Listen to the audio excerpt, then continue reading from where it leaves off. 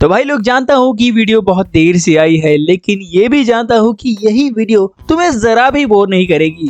तो भाई मैं हूँ आदि फ्रॉम अर्थ 616, लाए हूँ आपके लिए कुछ इंटरेस्टिंग सी डिटेल्स एपिसोड नंबर 1 से, जिन्हें शायद आपने पहली बार देखते हुए मिस कर दिए होंगे। तो बिना वक्त गवाए बढ़ते हैं डिटेल नंबर 1 पर। तो शुरुआत होती है अपने तीनों मेन कैरेक्टर से, जो अपने ऑफिस से बाहर आ रहे हैं।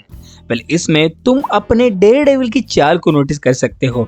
ऐसा लग रहा है कि वो खुद भी कभी कभी भूल जाता है कि वो अंधा है, और ये बात सिर्फ इन दोनों को ही पता है कि उसे इस छड़ी की कोई जरूरत नहीं है।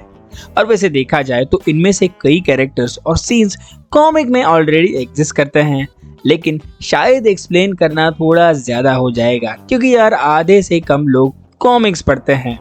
खैर आगे बढ़ते हैं, और तभी एंट्री होती है अपने पुराने विलन की, जिसका नाम है बुलजाय उर्फ पॉइंटडेक्स्टर, जो कि निशाना लगाने में सबसे ज्यादा माहिर है। और इस सीन में हम उसके ग्लो पर बुलजाय का सिंबल भी नोटिस कर सकते हैं।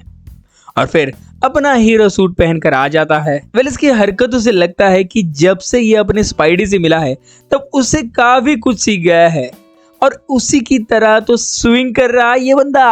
और तभी लगती है गोली हमारे फॉगी पर। यहाँ पर सोचने वाली बात यह है कि बुलजाय चाहता तो उसके हेड पर भी गोली मार सकता था, लेकिन फिर भी उसने 1 फीट दूर छाती पर गोली चलाई। और यहाँ पर कैरन भी तो थी, उस पर किसी ने गोली नहीं चलाई।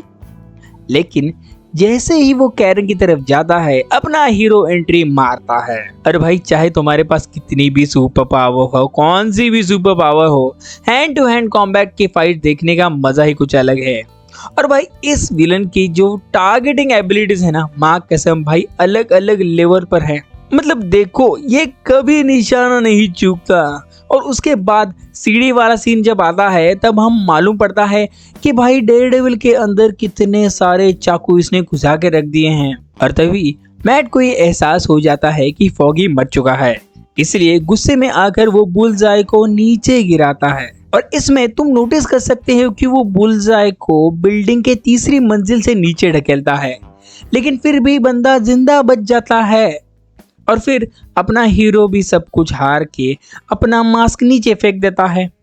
और इसी में हम नोटिस कर सकते हैं कि उसका एक हॉर्न, एक सिंग टूटा हुआ है, और एक डी का शेप बन रहा है, यानी कि डी मतलब डेयरडेविल। और उसके बाद एंट्री होती है अपने पुराने और सबसे इम्पोर्टेंट विलन, जिसका नाम है द किंगपिन उर्फ विल्सन फिस्क। ऐसा लग रहा है बहुत सालों बाद भाई ने बिजनेस में कदम रखा है, लेकिन तब तक उसका जो कारोबार है उसकी बीवी संभालती थी, वेनेसा। उसके बाद बुलजाय को कोर्ट में खड़ा किया जाता है और कड़ी से कड़ी सजा सुनाई देती है। पता नहीं कोई इतना मार खा के 3 मंजिला बिल्डिंग से नीचे गिरकर भी जिंदा कैसे रह सकता है। चलो जाने दो। फॉगी के मरने के बाद से बहुत कुछ बदल गया है। कैरन तब से मैट से बात भी नहीं करती, पता नहीं क्यों यार, इसमें बेचारे इसकी क्या गलती थी। और भाई इसमें जो कैरन पर क्लोजअप सीन लिया है ना, माँ कसम देखो यार क्या लग रही है। नीली आंखें, गोरी चमड़ी, वो फिगर, माँ कसम भाई। पता है मार्वल में ये मेरी 3rd फेवरेट लीडी एक्टर है।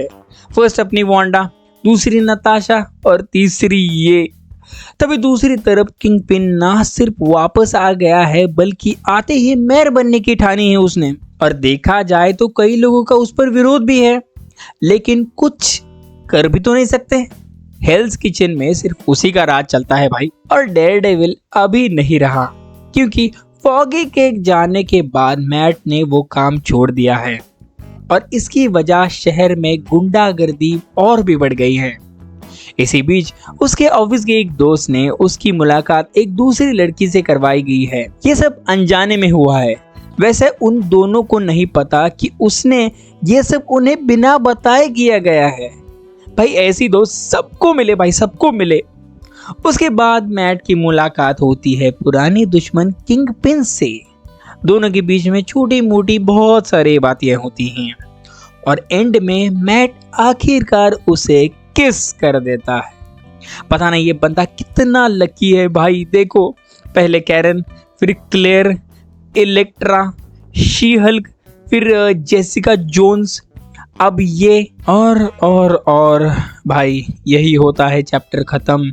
और अगर वीडियो यहाँ तक देखे हो तो चैनल को लाइक और सब्सक्राइब कर दो ताकि अगले एपिसोड के डिटेल्स और ब्रेकडाउन ना मिस कर सको।